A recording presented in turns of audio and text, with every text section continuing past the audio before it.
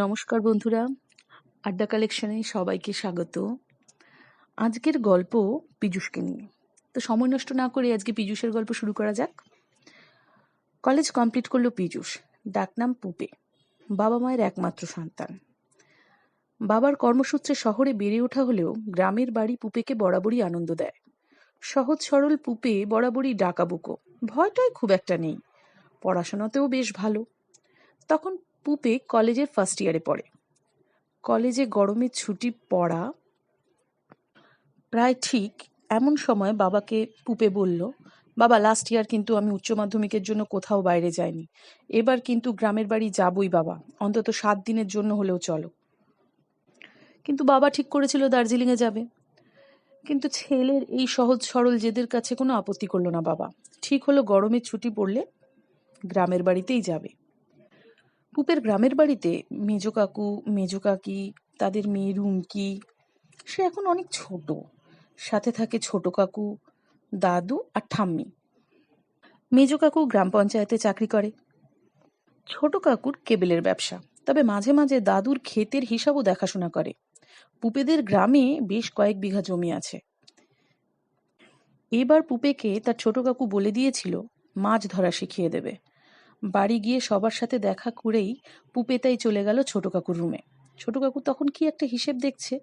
পুপেকে দেখেই ছোট কাকু খুশি হয়ে বলল, আয় আয়।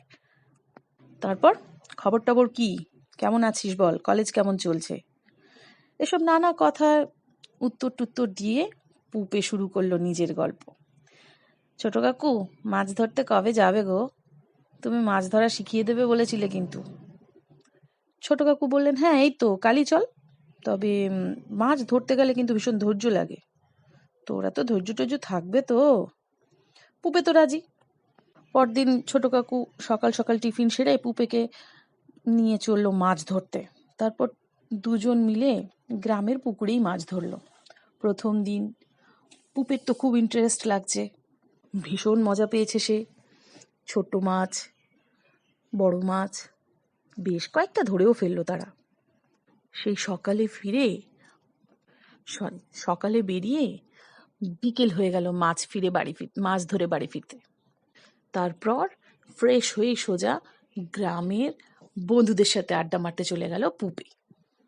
বন্ধুদেরকে জানালো কিভাবে তারা মাছ ধরেছে, প্রায় বেশ কয়েকটা মাছ ধরেছে। এসব শুনে তাদের মধ্যে একটা বন্ধু পুপেকে বলল, তোরা পুকুরে ধরতে গেলি কেন রে? গ্রামের শেষে ওই যে বড় ড্যামটা আছে, ওখানে তো অনেক মাছ, ওখানে গেলেই তো অনেক মাছ ধরতে পারতিস। বাড়ি ফিরে এসে পুপে ছোট কাকুকে এই কথাটাই বলছিল। এমন সময় ছোট কাকু কিছুক্ষণ চুপ করে বলল, না না, ড্যামে যাবে কেন? ড্যাম তো অনেক দূরে, আর তাছাড়া ড্যাম বেশ গভীর। আগে এখানে ভালো করে মাছ ধরা রপ্ত করে নিক, তারপর পরের বার না হয় পুপেকে নিয়ে ছোট কাকু মাছ ধরতে যাবে ড্যামে। এরপর 2-3 দিন ধরে পুপেরা এই পুকুর সেই পুকুর, গ্রামের সব পুকুরগুলোতেই প্রায় মাছ ধরেছে। এর মধ্যে বেশ কয়েকবার ড্যামে যাওয়ার জন্য ছোট কাকুকে রিকোয়েস্ট করেও পুপে খুব একটা পাত্তা পায়নি। তা পরশুদিন পুপে এবার শহরে ফিরে যাবে। এমন সময় রাত্রিবেলায় ছোট কাকু বলল, কাল তোর ছুটি। কথাটা শুনেই পুপের মন খারাপ হয়ে গেল। কেন ছোট কাকু, কালকে মাছ ধরতে যাবে না? ছোট কাকু বলল, আমি কাল থাকবো না, শহরে যাব, ফিরতে রাত হবে, কি করে মাছ ধরবো?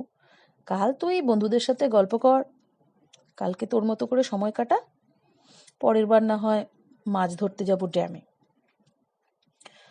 পুপের মন তো ছটপট করছে, এক তো ড্যামে মাছ ধরেনি, তার ওপর আগামীকাল মাছ ধরতেও যাবে না।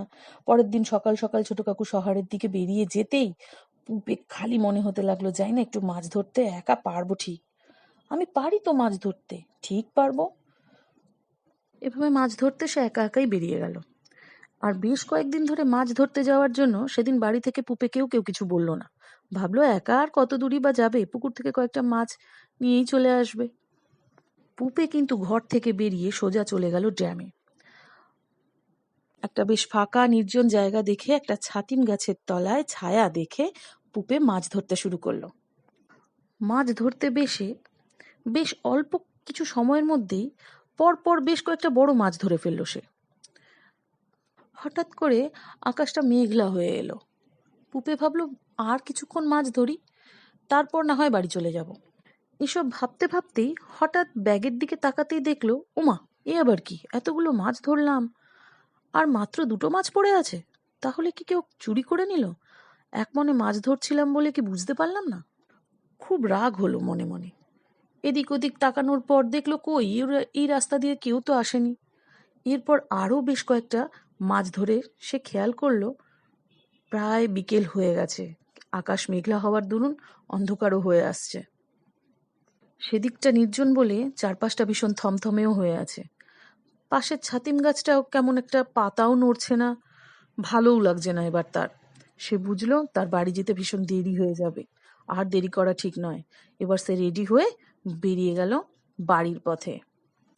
তবে তার আগে একটা জিনিস লক্ষ্য করলো, সব জিনিস গোছাতে গোছাতে বাড়ির দিকে যাবে এমন সময় ব্যাগটার দিকে তাকাতেই দেখলো এতগুলো মাছ ধরলো, অথচ মাছ মাত্র 3টে পড়ে আছে। এতক্ষণ ধরে না হলেও সে 12টা মাছ তুলেছে, তাহলে 3টে কি করে? সেভাবে সেখানে খুব একটা মানুষজনও তো কেউ ও পথে আসেনি। তবে কি কুকুর মুখে নিয়ে পালালো, নাকি সত্যিই কেউ মাছ চুরি করলো? এসব নানা কথা চিন্তা করতে করতে বৃষ্টি ঝমঝমিয়ে পড়তে শুরু করলো। কোথাও দাঁড়ানোরও জায়গা নেই। এবার অন্ধকারটা বেশ গাঢ় হচ্ছে, চারিদিকে ঝিঝির ডাক, বৃষ্টি শুরু, পথের অন্ধকার, এসব দেখে বেশ ঘাবড়েই গেল পুপে। তাড়াতাড়ি পথ চলতে লাগলো সে। বেশ খানিকটা চলার পর একজনকে দেখতে পেল, একটা লুঙ্গি পরা, চুল উস্কো খুস্কো, হেঁটে হেঁটে চলে যাচ্ছে। তাকে দেখে একটু বল পেল পুপে। পুপে ডাকলো, ও কাকু, শুনছেন? আপনি কি পল্লী মঙ্গল ক্লাবের দিকে যাবেন? ভদ্রলোক ওর দিকে না তাকিয়েই উত্তর দিল, হ্যাঁ। পুপে বলল, আমিও ওদিকে যাচ্ছি। ভালোই হলো, একসাথে যাওয়া যাবে। ভদ্রলোক এবার বলল, এদিকে তো কখনো দেখিনি। পুপে বলল, না না, এর আগে কখনো আসেনি কাকু, আজ প্রথম এখানে মাছ ধরতে এসেছিলাম। এরপর টুকটাক কথা, ব্যাস।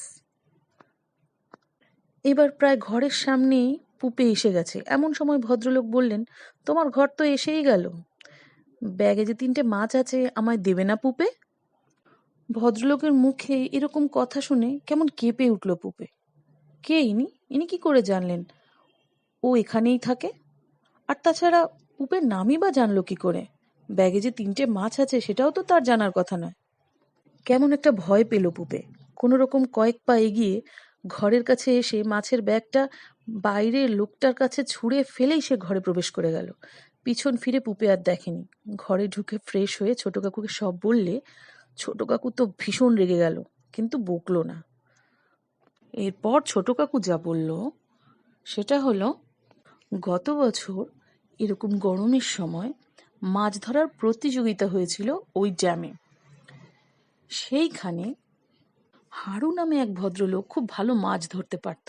তবে কোনো এক অজানা কারণেই সেদিন মাছ খুব একটা ওঠেনি তার থলিতে, যার ফলে প্রাইজ পাওয়ার সম্ভাবনাও তার ছিল না।